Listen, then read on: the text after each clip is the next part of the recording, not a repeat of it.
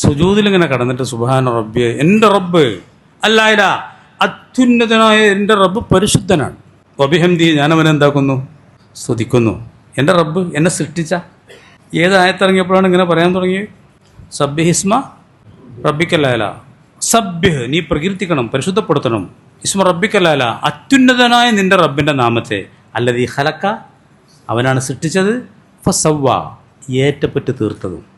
എങ്ങനെയെങ്കിലും സൃഷ്ടിച്ചൊക്കെയല്ല, നല്ല സുന്ദരമായിട്ട് ഏറ്റപ്പറ്റ് തീർത്ത് സൃഷ്ടിച്ചു, തസ്വിയത്താക്കി, സന്തുലിതമാക്കി സൃഷ്ടിച്ചു. വല്ലദീ ഖദ്ദറ ഫഹദ, അവൻ സൃഷ്ടിച്ച വസ്തുക്കളുടെയൊക്കെ ഭാഗധേയങ്ങൾ നിർണയിച്ചു. ഒരു മനുഷ്യൻ ഇവിടെ ജനിക്കുമ്പോൾ അവൻ ആകെ ഈ ദുനിയാവിൽ എത്ര ദിവസം പറക്കണം, എത്ര സന്തോഷങ്ങളുണ്ടാവും, എത്ര ദുഃഖങ്ങളുണ്ടാവും, എത്ര രൂപ സമ്പാദിക്കും, എല്ലാം അതാണ്. ഒരു മരത്തെ സൃഷ്ടിക്കും, ആ മരത്തുമേലാകെ എത്ര ഇലുണ്ടാവും, എത്ര എണ്ണം കൊഴിഞ്ഞു പോകും, എപ്പോഴൊക്കെ, ഇതൊക്കെ തീരുമാനിച്ചാണ്. ഈ സസ്യലതാദികളും പുൽമേടുകളും അതൊക്കെ അവനുണ്ടാക്കിയതാണ്.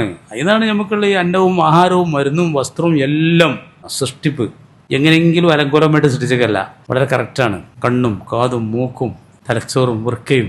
എനിക്ക് വലിയ അത്ഭുതം തോന്നുന്ന ഒരു കാര്യം എന്താണെന്നറിയോ? ഈ അന്നനാളും ശ്വാസനാളും ഉണ്ടല്ലോ, അടുത്തടുത്താണ്. നമ്മൾ ഈ ഇങ്ങനെ കുടിച്ചാൽ അന്നനാളത്തൂടെ പോകുള്ളൂ. അത് ഇങ്ങനെയൊക്കെ കുടിച്ചിട്ടുണ്ടെങ്കിൽ ചിലപ്പോൾ ശ്വാസനാളത്തൂടെ പോയി ശ്വാസവാസമൊക്കെ ബന്ധമായി ചിലപ്പോൾ പണി ചെയ്യുമ്പോൾ കുറഞ്ഞ മാറ്റുള്ളൂ. നിങ്ങളൊന്ന് ആലോചിച്ച് നോക്കുകയാണ്.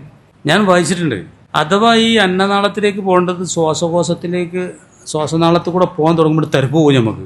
അത് വലിയൊരു അനുഗ്രഹമാണ്. അത് തരിപ്പ് പോയിട്ട് അതിൻ്റെ പുറത്തേക്ക് തള്ളുകയാണ്. അല്ല നേരെ ഇറങ്ങിപ്പോയാൽ ശ്വാസകോശം അടയും, ആൾ മരിച്ചു പോകും. മനസ്സിലായോ? തരിപ്പ് പോകൂലേ? തരിപ്പ് പോകണം എന്താണ്? നമുക്ക് അനുകൂലമാണ്.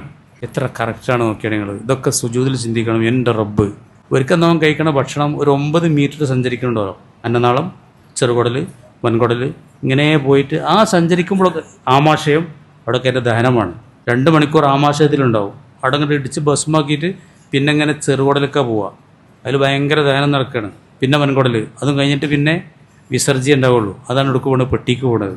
അവിടെ ഇങ്ങനെ സ്റ്റോർ ചെയ്ത് നിൽക്കുക. അത് നേരം നോക്കുമ്പോൾ ഉപേക്ഷിച്ചിട്ടേ അത് പ്രശ്നം ഉണ്ടാക്കുള്ളൂ. അതുവരെ അതിങ്ങനെ ഒലിച്ചുകൊണ്ട് നിൽക്കുകയാണ്. എൻ്റെയൊക്കെ അവസ്ഥകൾ ചിന്തിച്ച് നോക്കിയാണ്. ഞാൻ അതിൽ കണ്ടിണ്. മല ഇങ്ങനെ പോവാ. ഞാൻ കണ്ടിണ്. ക്യാൻസറാണ് ഒരാൾക്ക്. അയാൾക്ക് സോക്കെടുത്താണ്. അയാൾക്ക് പള്ളിക്കൊന്നും വരാൻ പറ്റില്ല. ഇപ്പോൾ സുഖമായി ചെയ്തു. അയാൾക്ക് വേണ്ടി കഴിഞ്ഞൊക്കെ നമ്മൾ ദ്വാരതീനാന്ന് എനിക്ക് തോന്നുന്നത്. പള്ളിക്ക് വരാൻ ദ്വാരക്കാൻ പറയാൻ വന്നതാണ് വെള്ളിയാഴ്ച. മുറ്റത്ത് നിന്നാണ് ആണ്ട് വിളിച്ചേക്കാണ്. പള്ളിക്ക് വരാൻ പറ്റില്ല, പാപ്പാട്ടങ്ങളിലാണ് മുന പറയാം. എന്നിട്ട് നമ്മളിങ്ങനെ പോയിട്ട് കക്കൂസിലിങ്ങനെ പോയിട്ട് ഇങ്ങനെ നമുക്കവിടെ തോന്നിയാൽ മതി. കോട്ടയം തോന്നിയാൽ അതാണ് പോവാണ്. ഓട്ടോമാറ്റിക്കാണ്. മൂത്രം അങ്ങനെ തന്നെയാണ്. നിൽക്കട്ടെ എന്ന് അവിടെ നിൽക്കും ചെയ്യും. ഓട്ടോമാറ്റിക്കാണ്. എവിടെ തിരിച്ചും മുറുക്കൊന്നും വേണ്ട. അരിശോക്കണം നിങ്ങൾ. അതൊക്കെ സുഖമായിട്ട് പോകുമ്പോൾ നല്ലോണം ശുക്ർ ചെയ്യണം. മുഫ്രാനൊക്കെ പുറത്ത് തന്നെ പഠിച്ചാനേ.